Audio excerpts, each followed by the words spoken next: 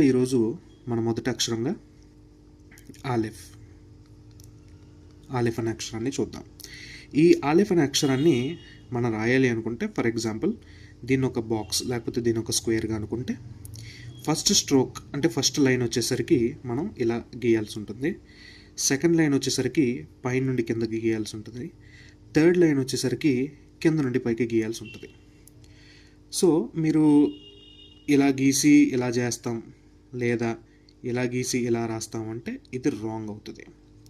ఎందుకు అంటే మనం ఒక అక్షరాన్ని మనం రాసామంటే దానికి ఒక నిర్దిష్టమైన విధానం, దాన్ని రాసే ఒక నిర్దిష్టమైన విధానం ఉంటుంది. సో మనం దాన్ని ఎలా పడితే అలా రాయడానికి కుదరదు. ఎందుకు ఎలా పడితే అలా రాయడానికి కుదరదు అంటే ఒక చిన్న ఉదాహరణ చెప్తాను. దేవుడు మొట్టమొదటిగా మనుషుల్ని తయారు చేయాలనుకున్నాడు, కానీ ఆయన ఫస్ట్ తయారు చేసింది మనుషుల్ని కాదు. ఏం తయారు చేశాడు? భూమిని తయారు చేశాడు, ఆకాశాన్ని తయారు చేశాడు. మనుషులు ఉండడానికి భూమిని శూన్యంగా నిరాకారంగా ఉంచుటకు కాదు, కానీ నివాసయోగ్యంగా ఉంచడానికి భూమిని తయారు చేశాడు. ఈ భూమి మీద ఈ భూమి నివాసయోగ్యంగా ఉండాలి అంటే దీని మీద ఎవరు నివసించాలి? మనుషులు మనం నివసించాలి. సో మనుషులతో దేవుడికి ఒక కనెక్షన్ కోసం, మనుషులతో దేవుడు కలిపి సహవాసం చేయడం కోసం దేవుడు మొట్టమొదటిగా ఏం చేశాడంటే, దేవుడు భూమి ఆకాశాన్ని సృష్టిని సృష్టించాడు.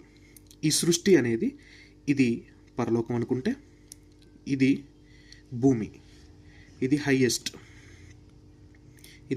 ప్లేస్ అని మనం అనుకుంటే, ఇది లోయెస్ట్ ప్లేస్ అవుతుంది. ఈ హైయెస్ట్ ప్లేస్లో దేవుడు నివసిస్తాడు. ఈ లోయెస్ట్ ప్లేస్లో మనం ఇప్పుడు నివసిస్తున్నాం. దేవుడు ఏం చేశాడంటే మొట్టమొదటిగా ఈ హైయెస్ట్ ప్లేస్ నుండి లోయెస్ట్ ప్లేస్ వరకు కూడా ఒక నిచ్చెనను వేశాడు. అదే ఈ సృష్టి.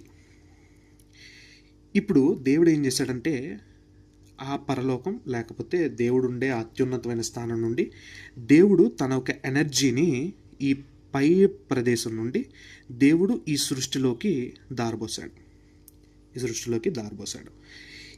ఇప్పుడు ఈ సృష్టిలోకి దారబోసిన తర్వాత మనుషులు ఏం చేశారంటే, ఈ సృష్టి నుండి వీళ్ళు లోయెస్ట్ లెవెల్కి వచ్చారు.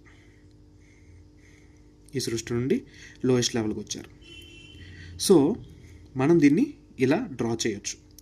ఇది ఎంత అత్యున్నతమైన స్థానమైనా, ఇది ఎంత దిగువ స్థానమైనా కూడా దేవుడు మనిషి కలిసిన చోటే పరలోకం అవుతుంది. సో ఇలా మనం ఈ ఆలిఫ్ గురించి మాట్లాడుకోవాలంటే చాలా విషయాలు ఉంటాయి, కానీ ఈ ఆలిఫ్ గురించి మీకు చిన్న ఇంట్రడక్షన్ ఇస్తున్నాను, ఎందుకంటే ఎక్కువ టైం నేను తీసుకోవడం నాకు ఇష్టం లేదు కాబట్టి. సో ఇది మనం ఆలిఫ్ని రాసేటప్పుడు మరొకసారి రాయడం చూపిస్తాను. మీరు కూడా ఏం చేస్తారంటే ఒక బుక్ పెట్టి రోజు వీటిని రాయడానికి ట్రై చేయండి, వీటిని ప్రాక్టీస్ చేయండి. సో మొదటిగా దేవుడు ఆకాశం నుండి భూమికి సృష్టిని చేశాడు. ఇప్పుడు దేవుడు ఏం చేశాడంటే, పైనుండి దేవుడు ఈ సృష్టిలోకి వచ్చాడు. ఇప్పుడు మనం ఏంటంటే కింద నుండి దేవుడి దగ్గరికి మనం వెళ్ళాలి. సో ఆలిఫ్ రాసే విధానం ఇదనమాట. ఆలిఫ్కి సంబంధించి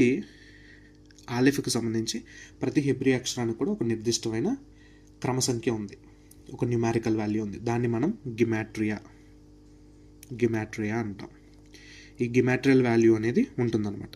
సో ఆలిఫ్కి గిమాట్రియల్ వాల్యూ అనేది 1. సో ఆలిఫ్ యొక్క సంఖ్య 1. అలాగే ఈ ఆలిఫ్ని అలూఫ్ అనే పదం నుండి తీసుకొచ్చారు. ఈ ఆలిఫ్ని అలూఫ్ అనే పదం నుండి తీసుకున్నారు. అలూఫ్ అంటే అర్థం ఏంటంటే లీడర్, నాయకుడు అని అర్థం. ఈ ఆలిఫ్ అనే అక్షరం దేవుడికి సంబంధించిన ప్రతి పేరులో కూడా ఈ ఆలిఫ్ అనే అక్షరం ఉంటుంది. అలాగే ప్రాముఖ్యమైన పేర్లన్నీ కూడా ఈ ఆలిఫ్ అనే అక్షరంతో ఉంటుంది. సో ఈ ఆలిఫ్ అనేది చాలా ఇంపార్టెంట్. అండ్ తర్వాత ఈ ఆలిఫ్ని హెడ్ ఆఫ్ ద లెటర్స్ అని కూడా పిలుస్తారు. టైం చాలా తక్కువ ఉండడం బట్టి నేను చాలా కన్సైజ్ చేసి చెప్తున్నాను. సో మీరు దీన్ని ఫాలో అవ్వండి. సో మెయిన్ ఫోకస్ ఏంటంటే ఈరోజు మనం ఈ ఆలిఫ్ని ఎలా రాయడం అనేది మన మెయిన్ ఫోకస్. ఓకే, ఆలిఫ్ గురించి చెప్పడానికి చాలా చాలా విషయాలు ఉన్నాయి, బట్ మనకు టైం లేదు కాబట్టి. సో మొదటిగా పైనుండి కిందకి ఒక గీత రాస్తే ఇది ఆలిఫ్.